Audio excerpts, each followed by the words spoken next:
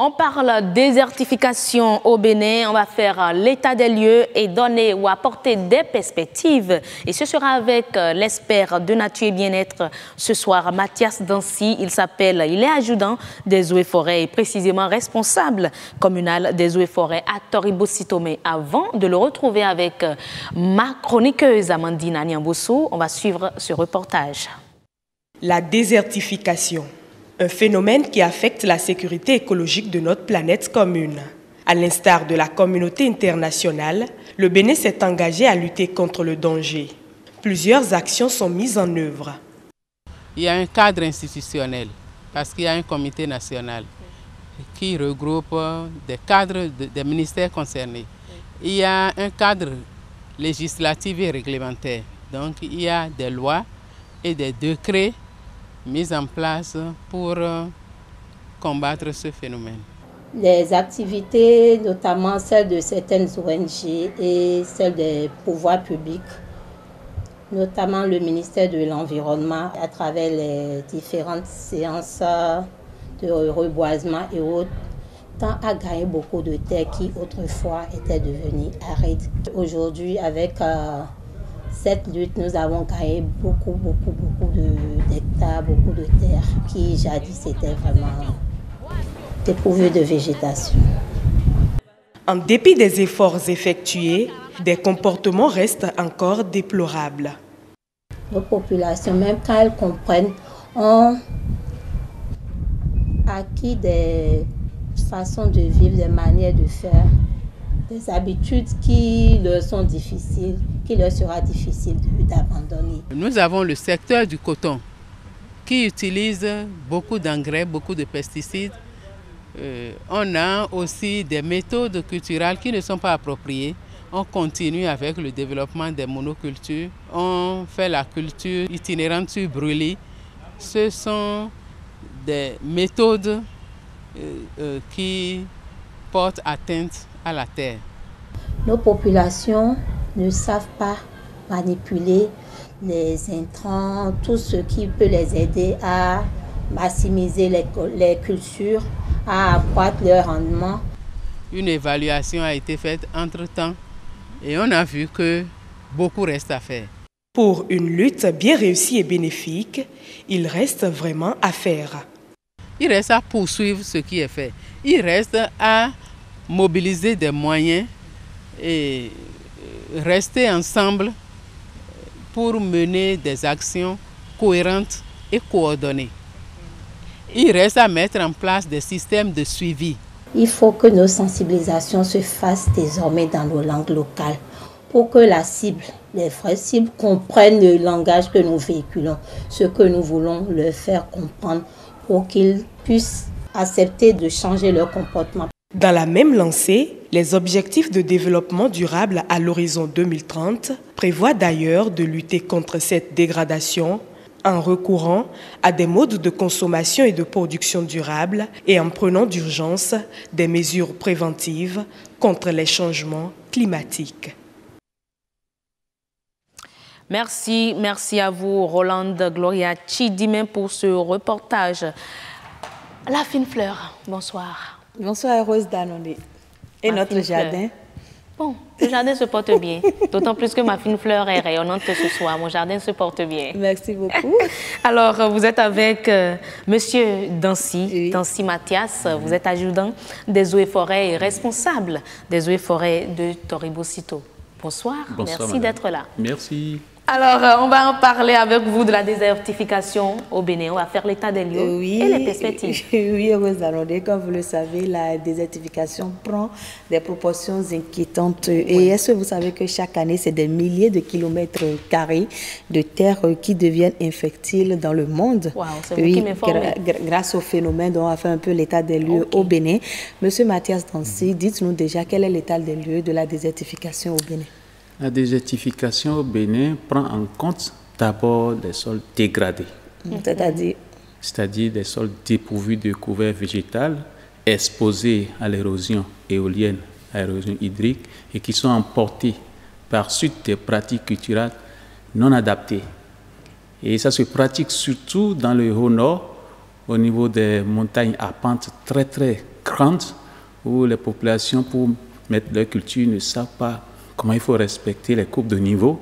Et après, le tout descend par l'érosion et ça emporte la partie superficielle qu'on appelle sol et qui donne la vie à la végétation. Sans la végétation, le sol ne peut pas tenir. Voilà l'élément numéro 1. Le deuxième point, c'est la déforestation. Comme elle le dit tout à l'heure, les études ont montré que nous perdons près de 100 000 hectares par an au Bénin pour cause d'installation de nouveaux champs. 100 000 hectares par an au Bénin pour raison d'installation de nouveaux champs. D'ici 20 ans, qu'est-ce qui restera du pays? Et cette information date depuis 1986. Aujourd'hui, il faut aller voir ce que... Je parle des études. Maintenant, aujourd'hui, il faut aller revoir ce que c'est devenu. Et dans notre pays, il est prévu par les écologistes qu'il faut distinguer environ 30% de la superficie nationale pour garantir un fonctionnement écologique, pour garantir un arrêt de l'évolution du phénomène de la désertification. Voilà. Qu'est-ce que ça coûte? Il faut aller voir. Donc, le phénomène de désertification est très inquiétant au Bénin et il faut alerter tout le monde, même le plus petit paysan. Le plus petit enfant doit savoir ce que c'est que la désertification et en prendre conscience. Ce n'est pas une question de guerre, de lutte avec les armes, c'est une question de participation, de conscientisation, tout le monde. Donc, comme le disait tantôt Amandine, le phénomène prend une ampleur inquiétante. Vous confirmez cela? Très inquiétante. Et ça se révèle par une certaine manifestation de la pauvreté. Quand vous voyez les populations se jeter, se rouiller sur les ressources naturelles, c'est aller récolter sans mesure les ressources, il y a quelque chose qui se pose. C'est parce que les milieux où ils existaient, ils n'ont plus rien à foutre, ils n'ont plus rien. Ils ont déjà dégradé ce qu'ils avaient. Donc ils cherchent de nouveau. Ils sont d'abord, dans un premier temps, ils ont quitté leur milieu. Ils deviennent en ce moment ce que nous appelons les réfugiés climatiques. À la recherche de la terre promise. Et quand ils arrivent au niveau de ces zones, pour être pratique au Bénin, ils quittent le nord. Les Kobli, les Tanguieta, les Boukoumbe, Malanville, Karimama, Banikwara, un peu les Kandié. Quand ils arrivent dans le centre du Bénin, dans les zones dans le Zou Nord, ce qu'on appelait Zou Nord avant, ils n'ont pas de terre. Et quand ils n'ont pas de terre, ils font de pratiques de manœuvrage. Ils travaillent la terre aux autres pour prendre de l'argent, mais ça ne suffit pas à leurs besoins. Et ils se jettent maintenant dans la consommation à outrance des ressources naturelles. Aussi, nos universités produisent beaucoup de chômeurs qui n'ont rien à faire que d'aller se jeter sur les ressources et vous allez voir des jeunes qui se transforment en commerçants de madriers, en commerçants de charbon, des étudiants. Il y a tellement beaucoup des entrepreneurs justement, mais il est réglementé que la consommation, le prélèvement des ressources naturelles est organisé. Il faut un agrément. Pour renouveler les 3-4 INPA, il faut un minimum d'1 million pour le faire.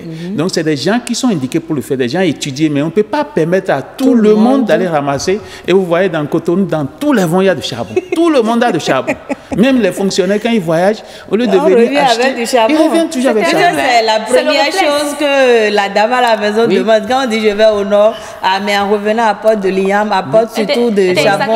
Voilà. Donc, ça coûte moins cher de l'autre côté. Et puis quand on achète... On comprend, mais lorsque tu dépasses un sac, ça sort des droits d'usage. Ce que nous appelons les droits d'usage. C'est quand ça sort, quand ça dépasse un sac, et au plus 2 sacs, ça devient commercial. Normalement, quand on parle de désertification alors, au Bénin, quelles sont les régions qui sont le plus touchées par le phénomène? Quand on parle de désertification au Bénin, ça se présente sous 3 formes.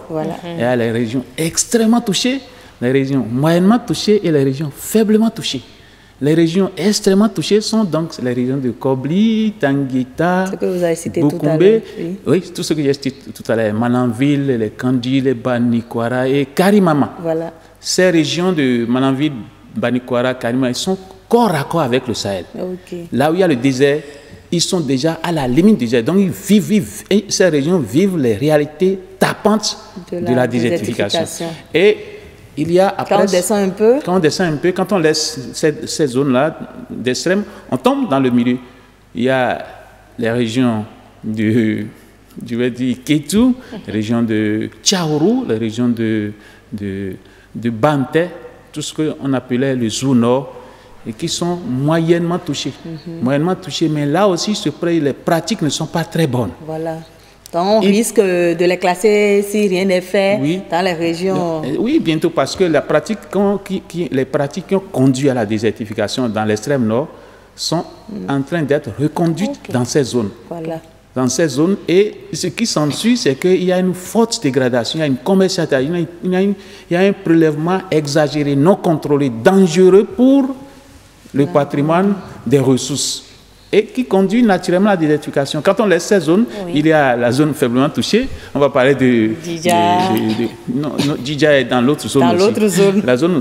La zone moyennement touchée, c'est l'Ouémé, l'Atlantique, et les zones comme Agonli et le Koufou, et surtout le Mono. Ces zones-là sont faiblement touchées. Mais là, le problème qui se pose là-bas, ce n'est pas un problème agricole, mais c'est qu'il y a une pression d'urbanisation, il y a une pression de la croissance démographique sur les terres.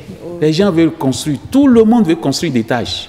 Personne ne peut plus vivre dans des maisons, petites maisons. Tout le monde, même celui qui a un petit BPC, qui trouve du job, il ne veut plus rester dans de petits bâtiments, il faut construire. Le développement classique est ce développement-là qui est calé à l'accumulation de richesses. Et on fait de l'influence avec la richesse. On a 5 étages, on a beaucoup de voitures. C'est toi qui as la plus grosse voiture, tu as la voiture de 70 millions, 120 millions. Non.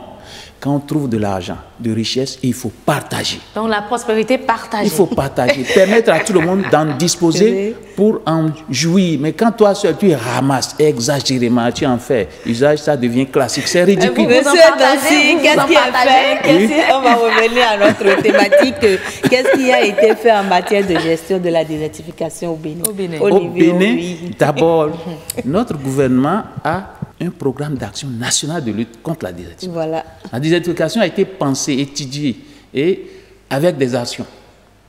Au Bénin, il faut remercier l'État que d'abord, dans notre constitution, on a pris en compte les problèmes de l'environnement.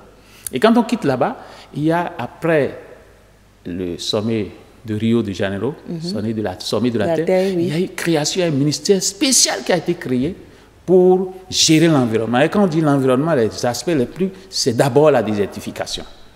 Et il y a eu des projets, des programmes qui sont créés. Et si on fait le point aujourd'hui, est-ce que ça a porté, est-ce qu'il y a de l'espoir? Voilà ce qui nous a manqué aujourd'hui. On a créé presque toutes les lois, on a créé beaucoup de programmes, mais ce qui choque, ce qui tue, c'est le non-respect des tests. Si on pouvait respecter les tests, on pouvait réussir la lutte. Parce que tout ce que les lois ont prévu, tout ce que les tests ont prévu, si on ne respecte pas ça, il n'y aura pas d'objectif atteint. L'objectif, c'est de dire que, par exemple, dans le domaine de consommation ou de prélèvement des ressources, que tout le monde n'aille pas ramasser et de venir vendre. Qu'on distingue à peine 5-10, un nombre réduit de personnes qui doivent alimenter toutes les villes. Maintenant, ce n'est plus le cas et on vit un peu dans le désordre. Les gens dépensent. Ils sont des commerçants officiels déclarés et ils payent tous les tasses. Vous savez, pour prendre un seul sac de charbon, en dehors des conditions d'agrément qui coûtent très cher, il faut payer 315 francs qui est devenu aujourd'hui 300 et 630 francs pour le petit sac. Le grand sac est devenu 1260 francs. Voilà. Celui qui transporte 500 sacs, multiplié pour voir combien il doit payer à l'État au Trésor. Monsieur Dancy, on va poursuivre le débat dans un cadre beaucoup plus large. On va organiser un forum sur la désertification pour aborder tous les aspects. Mais pour ce qui est du grand rendez-vous, voilà ce qu'on peut dire d'abord. Heureuse d'annoncer. Ce qui est sûr, ne perdez pas son contact. Ah non, il est très intéressant, il faut l'avouer. Ça fait partie des invités qu'on aime souvent recevoir sur le territoire. Quand on les a, on a tout comme information. Oui, c'est bien, il faut des spécialistes. Parce que l'environnement est très vaste. Le chimiste est environnementaliste, l'agronome est environnementaliste. Même le musicien est environnementaliste. On va en recevoir. Il faut que chacun vienne parler de ce qu'il connaît. Quand le journaliste demande à un spécialiste de donner le nom de Fontin et on dit que c'est du figuier, c'est ridicule. C'est vraiment ridicule. Mathias Dancy, adjudant des eaux et forêts, nous parlait donc de la désertification au Bénin. On a fait avec lui l'état des lieux et puis il a apporté quelques perspectives. Amandine Niambossou, excellent week-end à vous aussi.